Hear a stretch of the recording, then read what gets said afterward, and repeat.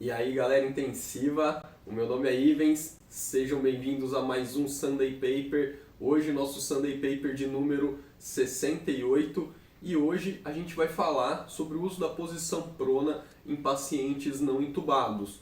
A gente vai falar disso porque eu tenho recebido muitas perguntas a respeito do uso da posição prona em pacientes COVID que não estão intubados para melhora da oxigenação, melhora da relação PO2 e FO2 desses pacientes. Então a gente vai dar uma olhada aqui que a gente tem meio assim na literatura a respeito do uso da posição prona em pacientes não intubados, tá? Então a gente vai ver 3 artigos hoje. O primeiro artigo é esse aqui, que é a experiência lá da província de Jiangsu na China com a monitorização e o tratamento dos pacientes COVID-19. Então, artigo publicado na Annals of Intensive Care agora em 2020, que tem um fator de impacto de 3,931. Então, lá na China, até o momento da publicação desse paper, o que eles relatavam, né? Então, quase 81 mil casos, desses 10 a 15% eram pacientes críticos, e eles tinham aí 3.100 mortes, né? Uma taxa de mortalidade de 3,83%. E o pessoal lá de Jiangsu publicou esse paper falando aí sobre uma baixa taxa de mortalidade que eles estavam apresentando lá na província deles, e isso eles atribuem ao quê, né? A um reconhecimento precoce da condição do paciente e a intervenção precoce frente a essa condição apresentada pelo paciente. Então, quanto ao reconhecimento precoce, eles formularam um sistema de alerta precoce, onde os pacientes que tinham alta suspeita ou COVID-19 confirmados, 4 itens eram os principais nesse sistema de alerta. Então, idade, contagem de linfócitos, utilização de oxigênio e a imagem da tomografia desses pacientes. Se esse paciente preenchia esses 4 critérios aqui, ou dependendo dos critérios que esse paciente preenchia, ele era estratificado em alto risco ou baixo risco. Então os pacientes de baixo risco eram avaliados 2 vezes ao dia e os pacientes de alto risco eram monitorados continuamente. Se esse paciente apresentava uma frequência respiratória maior que 30, saturação menor que 93 em ar ambiente ou uma frequência cardíaca maior que 120, ele era levado então para cuidados críticos, ele era colocado numa unidade de terapia intensiva. Então aí, quanto à intervenção precoce, o paciente levado para a unidade de terapia intensiva, ele era escalado então para o uso da ventilação não invasiva ou um catéter nasal de alto fluxo, uma estratégia de fluidos restritiva, então não era feito grandes expansões volêmicas, era uma estratégia mais restritiva, visando o balanço zerado ou negativo, e era utilizado a posição prona, principalmente naqueles pacientes que já tinham colapso alveolar na tomografia.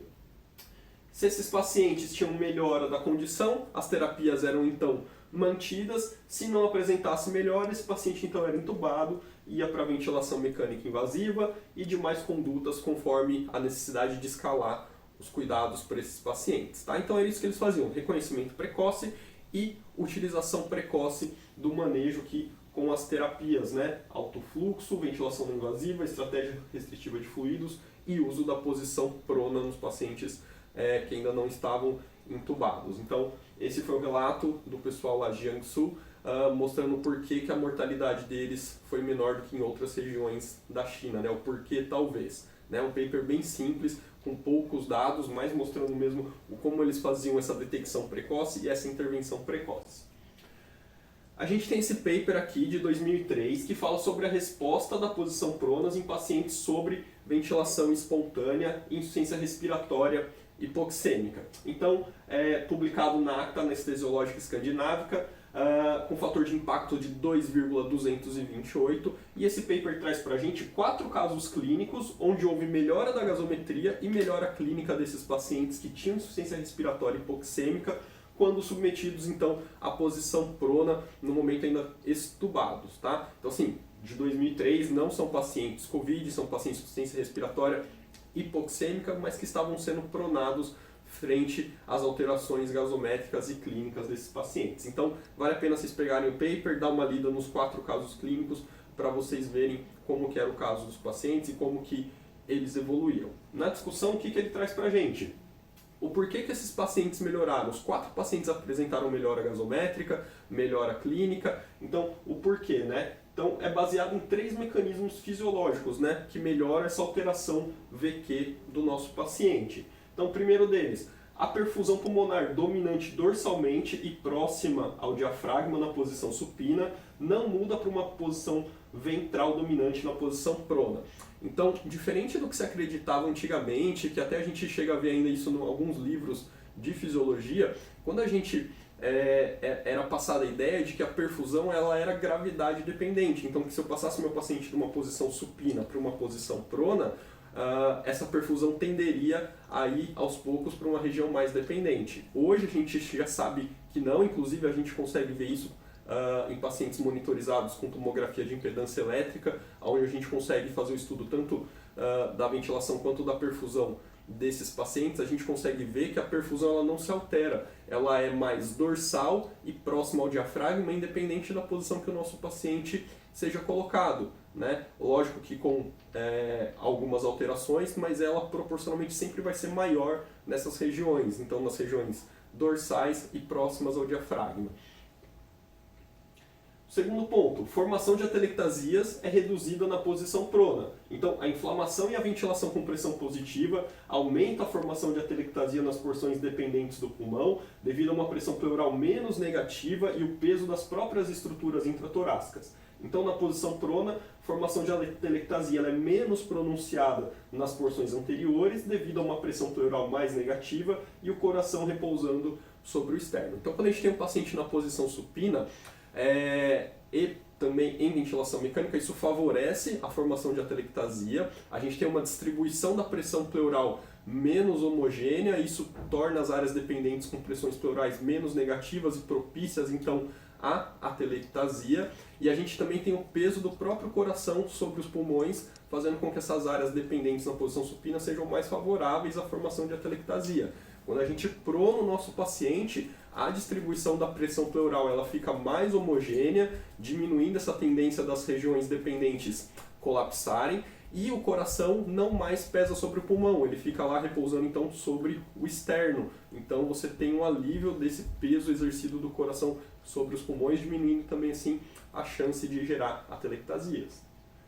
E o terceiro efeito, que a posição prona muda a ventilação para regiões mais bem perfundidas. Então, nos pulmões saudáveis, regiões dependentes são mais ventiladas na posição supina. Em pacientes doentes ou ventilados artificialmente com atelectasia de porções pulmonares dependentes, a ventilação muda para regiões ventrais, já que sua área dependente está colapsada, essa ventilação vai para uma área mais ventral, em parte como resultado do peso das vísceras abdominais e do diafragma relaxado. Então, na posição prona, a formação de atelectasia é reduzida e a ventilação é parcialmente deslocada para as regiões dorsais e bem perfundidas. Então, o que acontece? A gente falou lá no primeiro item aqui, né, dos mecanismos fisiológicos, que a nossa perfusão ela fica concentrada na região dorsal. Então, quando eu prono o meu paciente, a perfusão vai estar aqui na zona superior agora do meu paciente.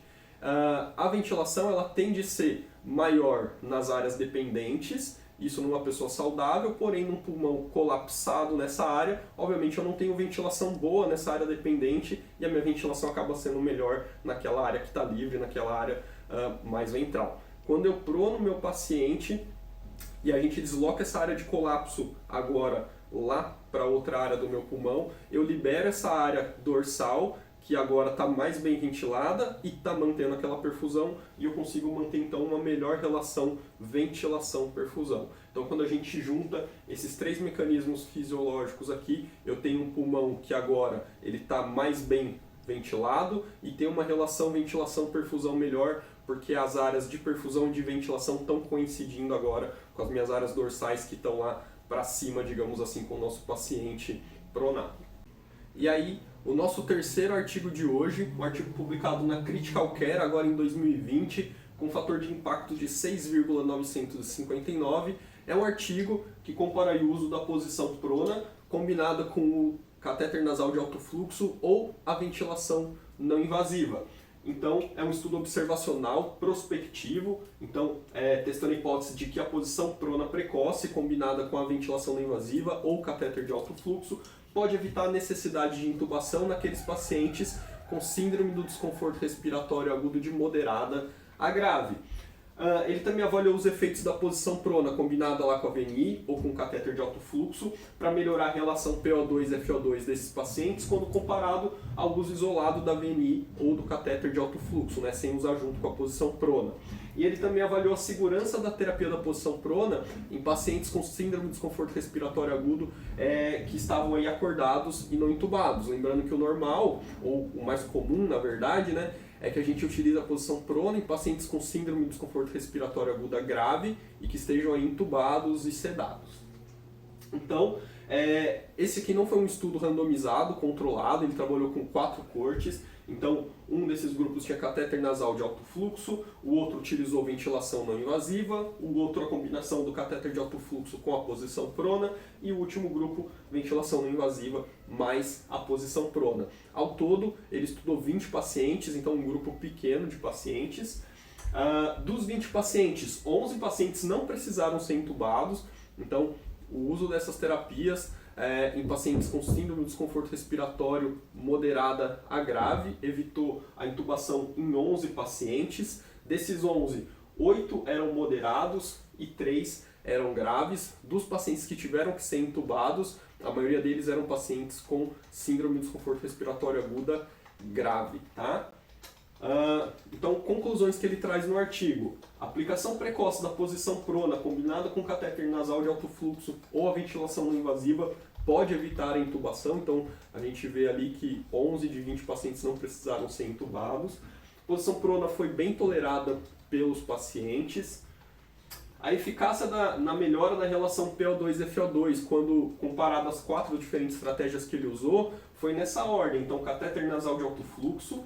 O catéter nasal de alto fluxo associado à prona foi melhor que só o catéter nasal de alto fluxo. A ventilação não invasiva foi melhor que o alto fluxo mais a prona. E a VNI mais a prona foi melhor que a ventilação não invasiva sozinho, tá? Então, eficácia aqui em ordem crescente na melhora da relação PO2-FO2.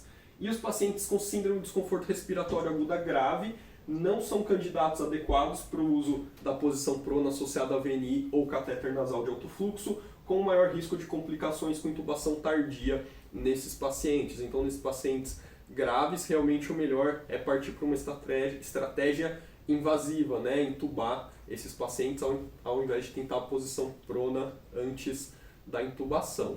Certo, pessoal? Então, vendo a literatura, o que a gente acaba pensando é que a utilização da posição prona nos nossos pacientes COVID, que a gente está vendo agora, talvez seja uma boa estratégia, tomando alguns cuidados, né? Então, usar isso para melhorar a oxigenação dos nossos pacientes, porém, naqueles pacientes que já estejam com sinais de desconforto respiratório, talvez o melhor seja realmente a gente partir para estratégias invasivas, né? Intubar esse paciente ao invés de ficar protelando, e a gente sabe que quando a gente protela uma intubação, os desfechos podem ser piores. Tá certo, pessoal? Espero que vocês tenham gostado. Se sair literatura nova, que deve sair nos próximos tempos aí, porque tem muitos grupos no mundo todo fazendo esse tipo de estratégia com os pacientes, a gente volta e atualiza. Então espero que vocês tenham gostado. Já deixa aquele joinha no vídeo, compartilha com o pessoal, clica aqui na setinha, manda nos grupos de WhatsApp, se inscreve no canal e deixa aí o seu comentário, o que você acha de tudo isso. E eu vejo vocês no próximo domingo. Até lá!